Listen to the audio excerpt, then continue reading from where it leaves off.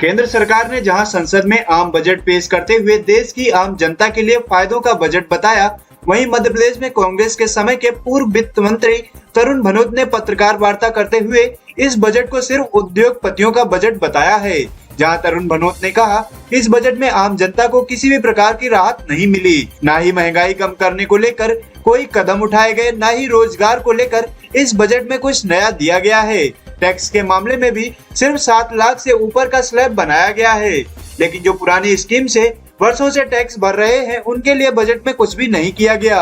वहीं तरुण भनोत ने कहा, गरीबों मध्यम वर्गीय परिवार को उम्मीद थी कि इस बजट में उनके लिए कुछ न कुछ जरूर होगा, लेकिन गरीबों और मध्यम वर्गीय परिवार के लिए कोई भी कदम नहीं उठाए गए, बल्कि मनरेगा में कटौती से लेकर किसानों की योजनाओं में कटौती कर दी गई। वहीं पूर्व वित्त मंत्री तरुण भनोत ने कहा कि यह सिर्फ उद्योगपतियों के लिए बजट पेश किया गया है, आम जनता के उत्थान के लिए सरकार ने कुछ भी नहीं किया। उगाही कर रहे हैं, जो विभिन्न सेस हैं जो आपने लगाए हुए हैं, उनमें आप 50% केंद्र सरकार क्यों नहीं राज्य सरकारों को पैसा देती है? सेस की राशि आप शेयर नहीं करते हैं, जीएसटी की राशि में आप 59% पैसा लेते हैं।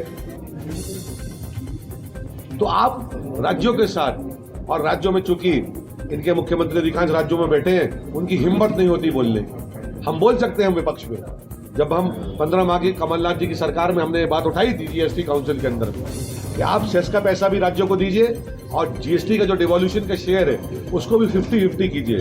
तो ये सिर्फ उद्योगपतियों की मदद करने के लिए, वो भी बड़े बड़े उद्योगपतियों के लिए मदद करने के लिए बजट लाया गया है, और हम इसकी घोर निंदा करते हैं। और आम जनता से, चाहे वो किसी भी वर्ग की हो, कोई लाभ इस बजट से नहीं पहुंचा है।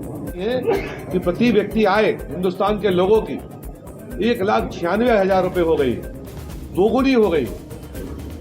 जबकि सच्चाई ये है कि दूसरी तरफ आप अपनी पीठ ये थपथपा रहे हैं कि हमने 80 करोड़ लोगों के लिए मुफ्त अनाज की योजना लाई है। एक तो आप गुमराह कर रहे हैं कि मुफ्त अनाज की परिभाषा क्या है, उस अनाज में लोगों को क्या मिल रहा है? सिर्फ जो अभी हमने आपको चावल दिखाया, ये चावल, क्या आप अनाज में लोगों को तेल मुफ्त में उपलब्ध करा रहे हैं? क्या आप जो हमारे विभिन्न मसाले होते हैं वो उपलब्ध करा रहे हैं? क्या आप दालें उपलब्ध करा रहे हैं? और जब प्रति व्यक्ति आए लगभग 2 लाख रुपए हो गई, तो 80 करोड़ लोगों को आपको मुफ्त तथाकथित अनाज देने की जरूरत क्यों पड़ रही है? यूपीए की 10 साल की सरकार में 27 करोड़ लोग, जो आंकड़ा हमारा दिया हुआ नहीं, आपकी सरकार ने भी उसको स्वीकार किया संसद के अंदर में, 27 करोड़ लोग गरीबी रेखा से ऊपर आए। और आपके इस 9 साल के शासनकाल में 80 करोड़ लोगों को मुफ्त अनाज देने की जरूरत पड़ रही है। ये खुद बता रहा है कि आपकी अर्थव्यवस्था पर कोई पकड़ नहीं है, किसी प्रकार की राहत किसी भी वर्ग के व्यक्ति को इस बजट से मिली नहीं है, कुछ खास लोगों को छोड़कर जिनकी आय कई लाख करोड़ गुना बढ़ गई है। आम जनता त्रस्त है और ये बजट बहुत निराशा से भरा हुआ है। विशेष तौर पर मध्य प्रदेश जैसे राज्य को इससे जो लाभ होना था बिल्कुल नहीं मिला है।